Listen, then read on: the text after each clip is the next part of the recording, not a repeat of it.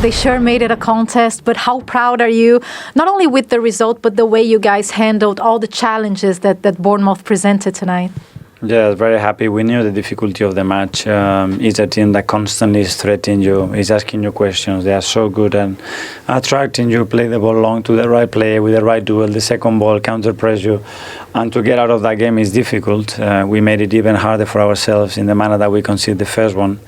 But I love the character of the team. I love the character of Gabi. The way he overcome that situation, it's just unbelievable, and it tells a lot about how much we've grown and matured over the years. And yeah, the team find a way to beat them, and it's a massive win.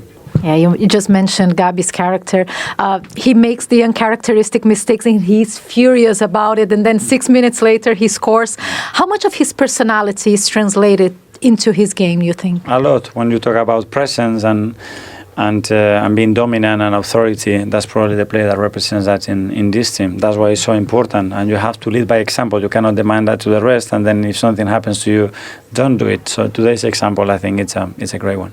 Talking about personality, Declan Rice, how do you see the progress of his relationship with the goal and everything that the presence of Zubimendi, for example, allows him to do? Again, another one that is put so much in the last few days to make himself available today. We didn't know for how long. So he stretched himself to the very limit. He got rewarded. The team got rewarded with 2 great goals. I think it's the first time that he scored 2 in the Premier League. Yes, it is. So, yeah, a great day to remember. You know, you guys are the team who scored more goals in the first 15 minutes of the second half. It's 12 goals in the Premier League. How do you handle your halftime talks? Because they sure seem to be very effective. Well, trying to learn from what happened in the first half and try to improve it. And that's what we have to do constantly. You can gather a lot of information and to try to help the players and change the course of the game or give them the tools to do that. And the players have to do it then, and they're doing that really well. In this case, how was it? Do you think in the first half you could have put more pressure on Bournemouth?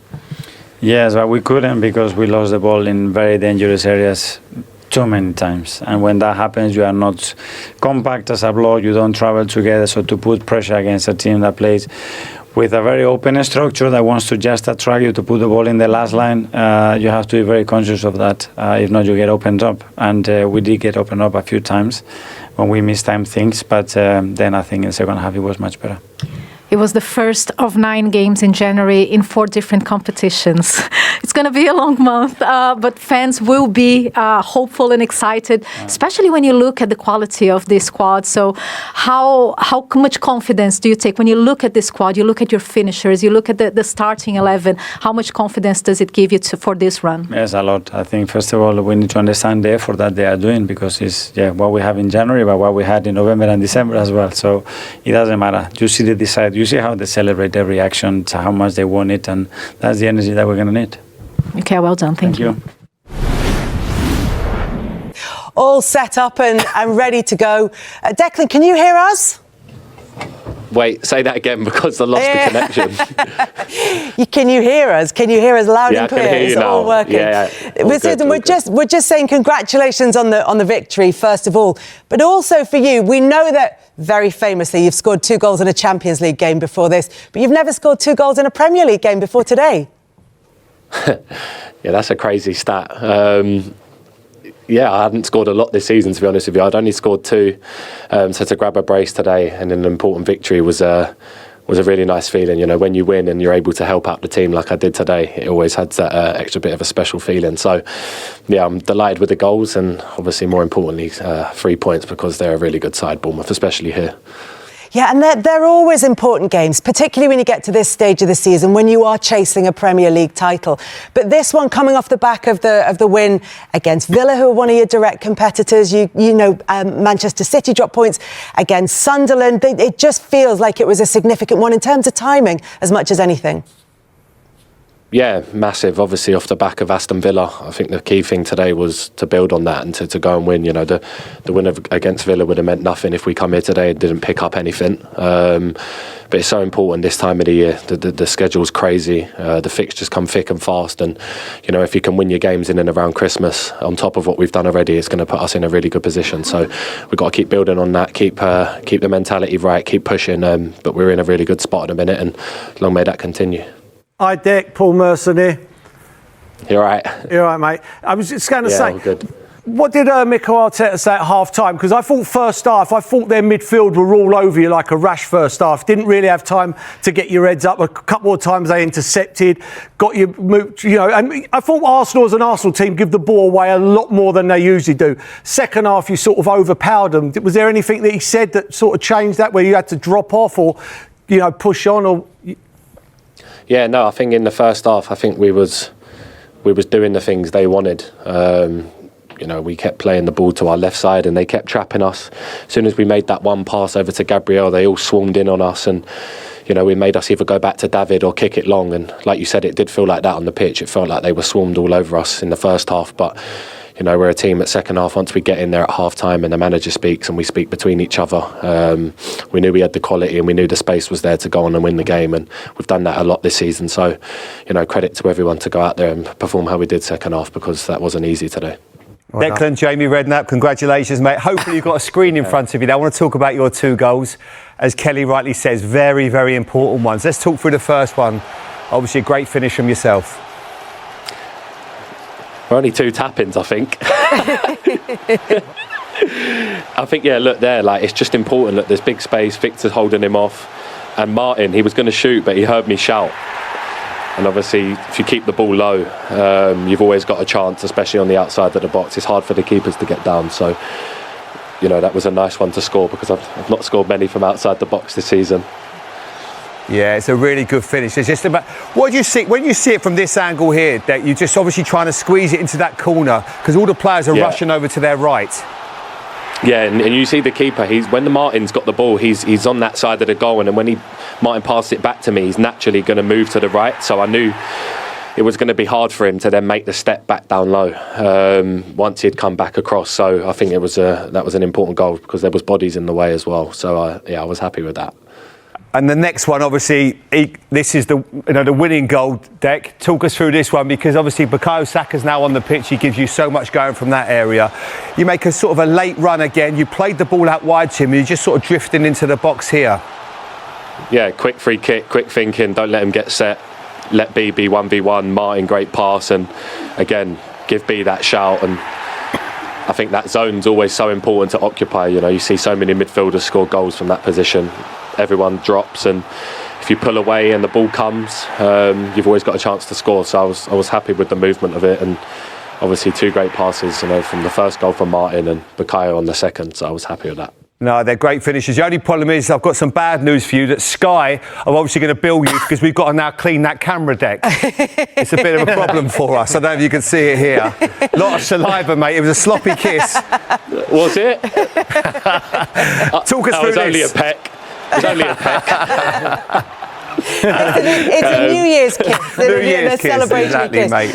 Declan, you mentioned Martin Zubimendi there, and I just want to talk to you about that relationship between the two of you and what his presence in the team allows you to do. Yeah, I think don't underestimate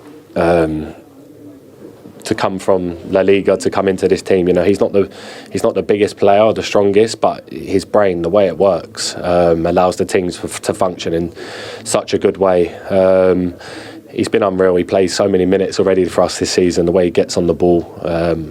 And obviously he's Spain's number 6 at the minute, and rightly so. You know, you see the qualities he brings, the calmness and composure and the way he thinks. It's been great to play with him. I'm learning a lot, and, you know, we've built a really good partnership. So long may that continue, because we're both young, we're both fresh, and we want to keep building that together.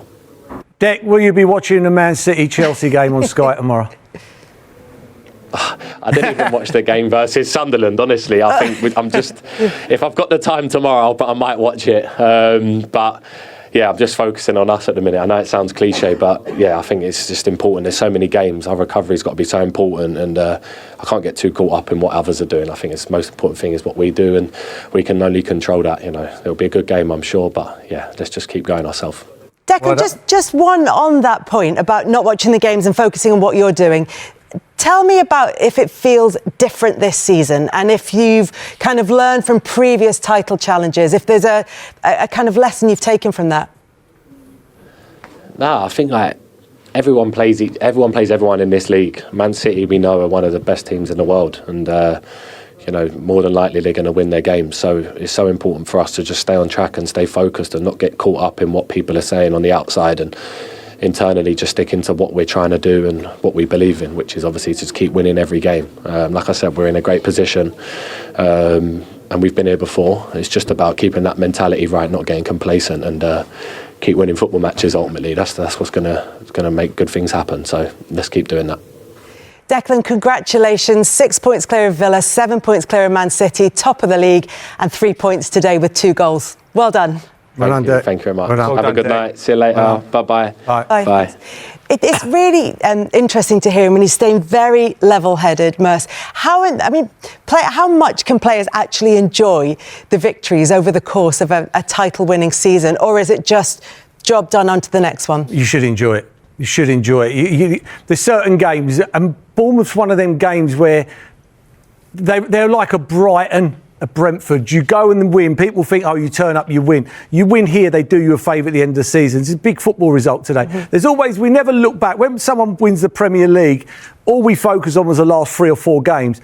But there's games like this game that they're the defining moments. It puts so much pressure on Man City. And I know people go, oh, we'll get on with our game and we'll do what we do. But you do, because I used to watch all the games. I used to watch. Of course, you want Man City to get beat tomorrow. If I'm playing for Arsenal, I want them to get beat. So for me, you know, it helps. You know, I know people will say, you know, we worry about ourselves, but it's less worrying about yourselves if the other teams are losing. Yeah. It's clear of Manchester City at the top of the table. City, of course, playing tomorrow. Paul, you said it earlier. It wasn't a vintage performance from Arsenal, but they still managed to take all 3 points and score 3 goals in the process. Yeah, and it's just their substitutions as well. They seem to just grind teams down. Like I thought they grinded Villa down last week, and I think today they did. I mean, when you watch first half, Declan Rice, every time he got it, someone was on him. You know, had his head down,